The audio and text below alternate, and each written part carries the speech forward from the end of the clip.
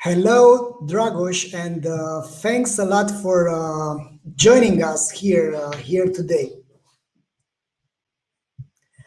I think you're muted. Yes, I was muted. Sorry. Hello, Valentin. Thank you for the Hi there. invitation, and hello for all the people who are live today with us. Thank you for inviting me. Dragos,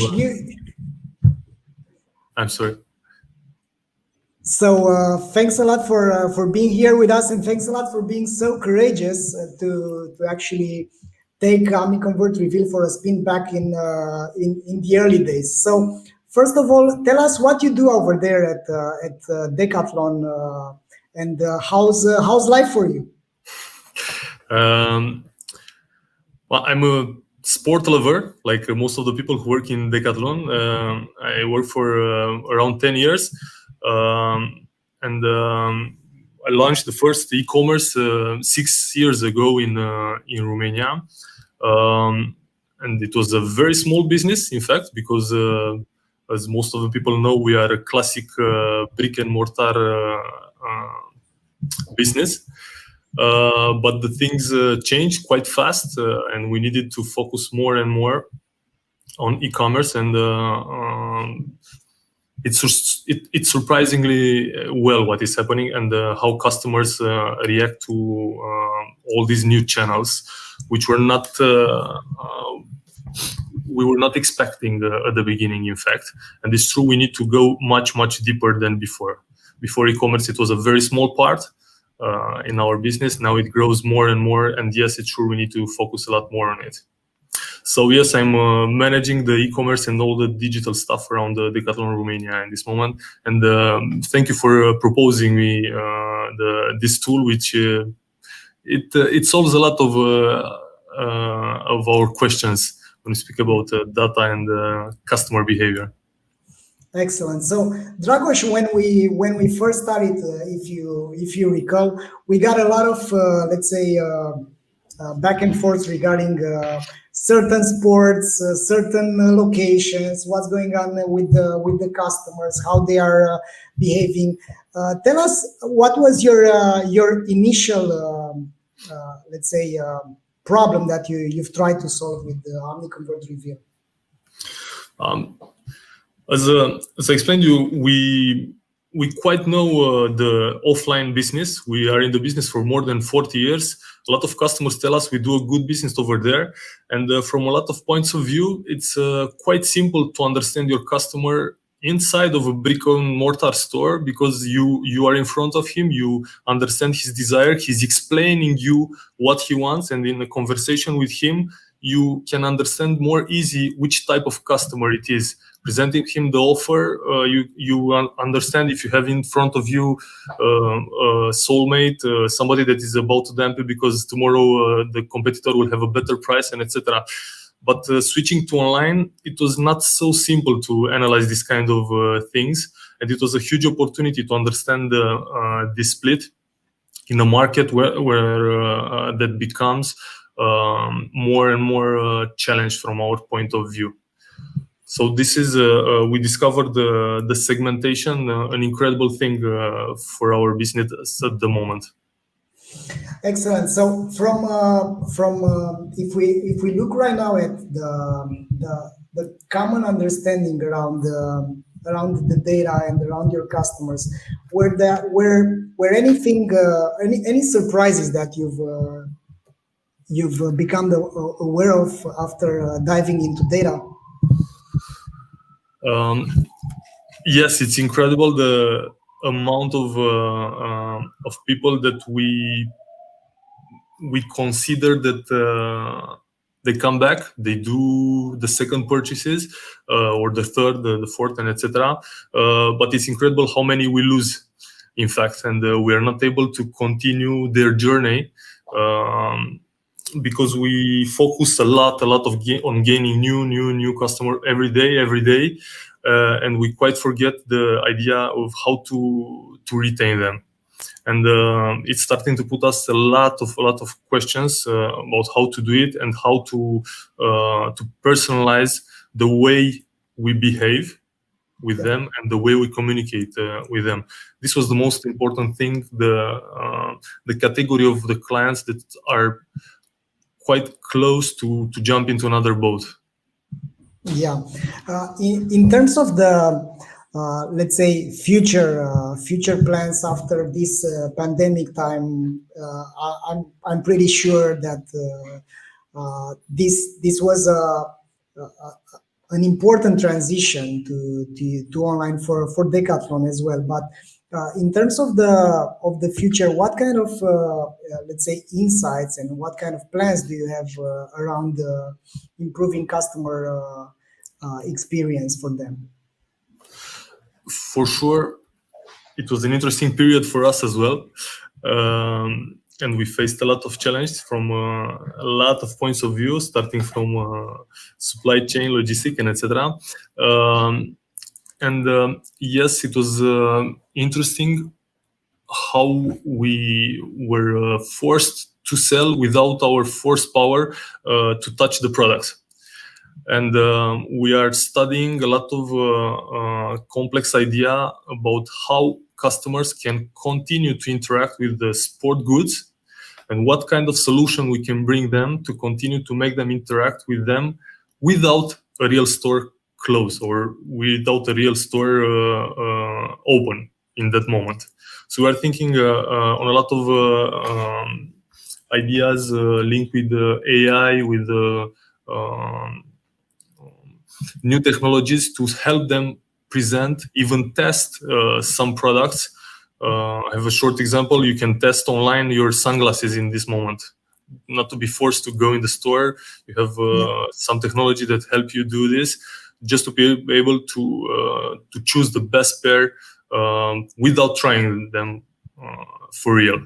Yeah. In terms of the customer value optimization, this is let's say this is an aspect or a strategy that is not so common. So you've been one of the pioneers that we actually found around us, because of course we've asked our all our customers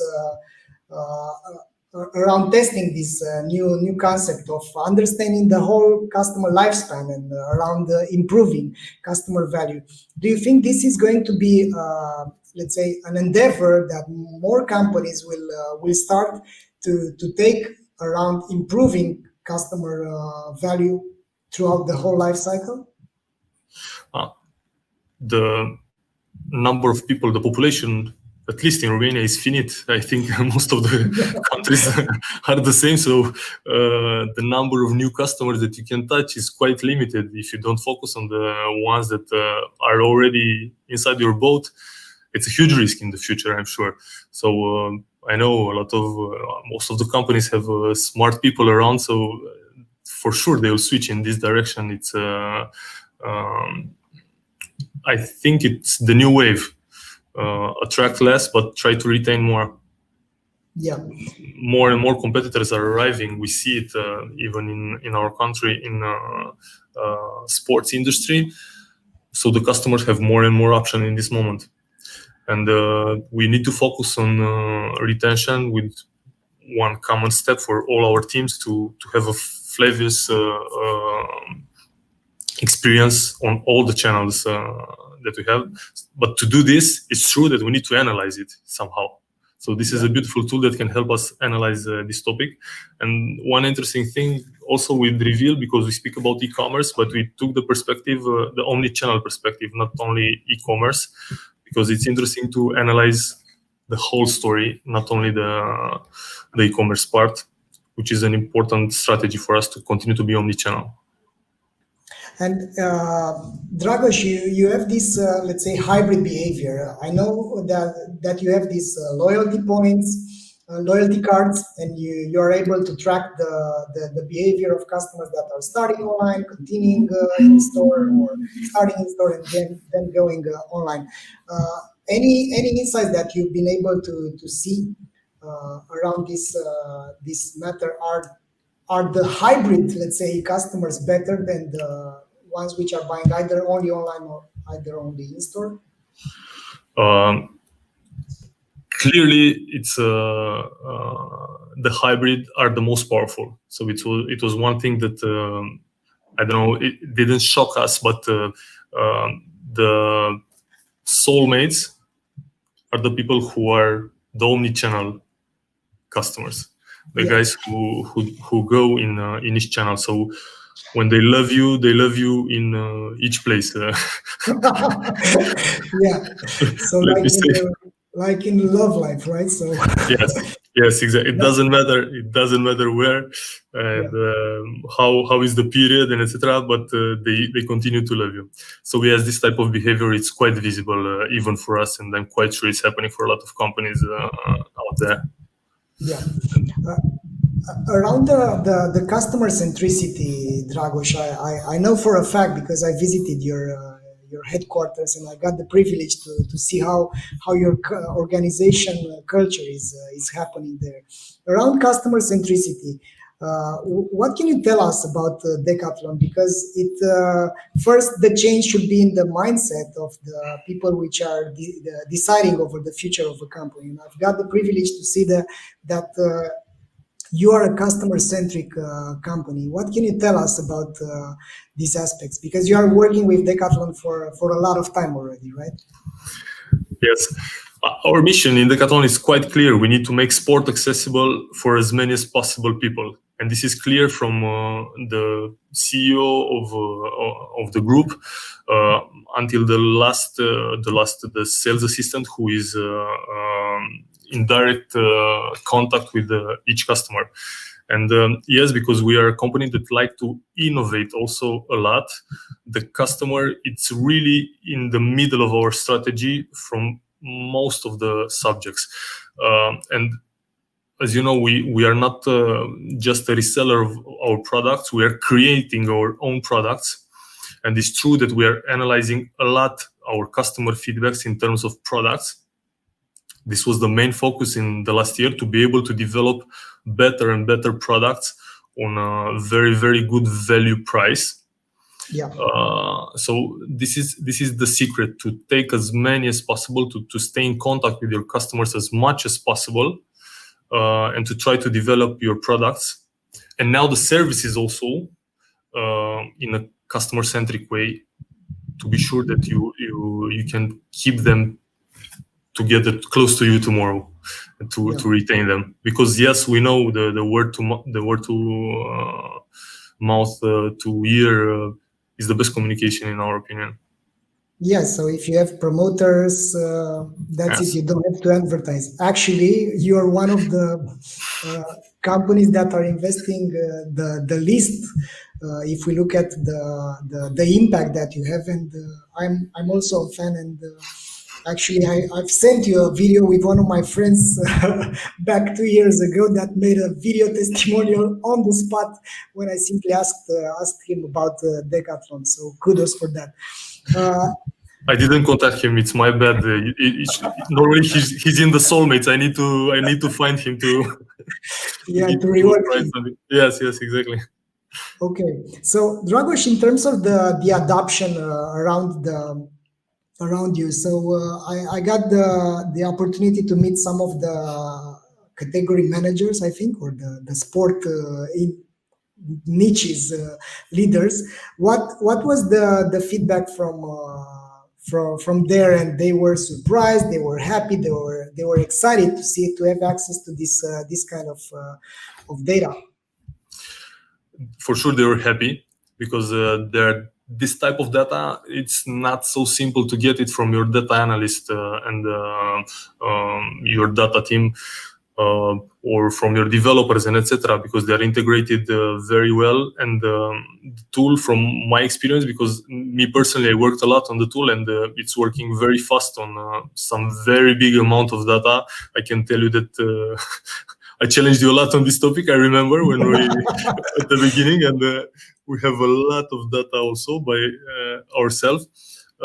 So yes, to get back, the team was impressed also about the speed of the tool, how fast it was working in an environment of a huge amount of data, and the type of things that we are able to get and to we are quite pragmatic at Decathlon. Also, we need results after, and we want to monetize somehow what we get from the tool. We had a lot of discussions also. So yes, they were satisfied about how the tool works. Yeah, Dragos, at this moment, do you think it is looking back, right? So we have I think more than a year since we've started. Looking back, what would you recommend? I mean, the things to avoid and the things to do for other e-commerce managers and digital leaders when they are taking this endeavor to become more aware about the customer behavior. Yeah, there are different steps in the business. Even us, we focused a lot on attraction at the beginning, and maybe it's good to do it at the beginning. It's natural to do it depending on the product that you are selling. It's good to try to attract a lot of new customers, but you arrive in a moment when the amount you spent on attracting a lot of new customers, it's huge compared to the amount you can spend or not on preserving the ones that are already very satisfied about your products and your services. So you need to put it in the balance. It's a balance, and if you have the good numbers, you can put these things in the balance and to take the best decision. Everybody wants a lower budget in communication, for sure. So it's smart to go on this track and to test this type of solution, in my opinion. Excellent. So the last topic that I want to address with you, Dragos, is what are your next plans regarding customer value optimization? So what would let's say, what is exciting for you right now? What is making you okay? Let's do that. To go deeper, for sure, in the RFM segmentation, and to communicate with the customers much more personalized than what we do right now. We are doing, but it's more basic. It's more split by sport, not so much on the behavior and the customer lifetime value and the segmentation RFM. This attracts me a lot, and play with the loyalty of the people and try to personalize as much as possible the top customers, to not only make them buy more and come back, but to convince other people. Yeah. So we have a question from someone in the audience. Matis is asking us, was it challenging to transition your customers from offline to online as such? Yes, both ways, in fact, because we are selling a lot of products online in areas where we don't have a Decathlon store, in fact, in Romania. So we are trying to cover that parts of the country with this type of thing. Then also we are using, and we try to manage our assets as much and as efficient as possible, and we are pushing with our offline stores the online service, as we tell it, because we don't want to create a competition between the channels. So yes, it was challenging, and it was not the most simple challenge, because the mentality of the people who are working for years and years inside a brick and mortar store is not so simple to change. Maybe it's more difficult to change our mentality inside the company than the mentality of the customer. Yeah. Then that was it from Dragos. Thanks a lot, Dragos, for your presence here, and kudos for what you're doing at Decathlon, and fingers crossed to make more people practice sport, because we all need that during these challenging times. So going further, next we have a panel with Tim Ash, with Guido Jansen, with Tim Kilroy, and hopefully with Chanel from Shopify as well. So stay tuned. We'll come back in 1 minute. There are two types of e-commerce company on this amazing planet of ours. The product-centric company. These businesses think that demand is something that just happens out of the blue.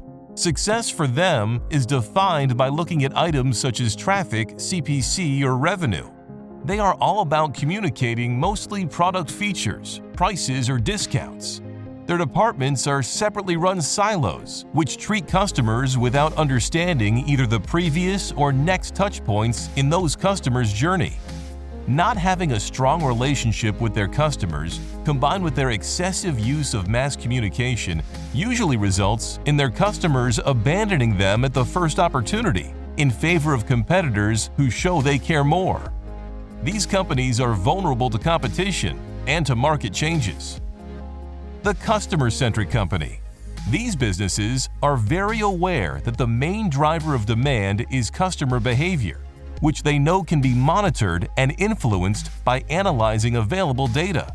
Their departments are focused on orchestrating a fluent customer journey and a consistent customer experience based on the unique and valuable set of truths they have about their customers. To get this set of truths, they segment, monitor, understand, and nurture their customers with the latest technologies. Customer-centric companies use Omniconvert Reveal. Which kind of company do you want to build?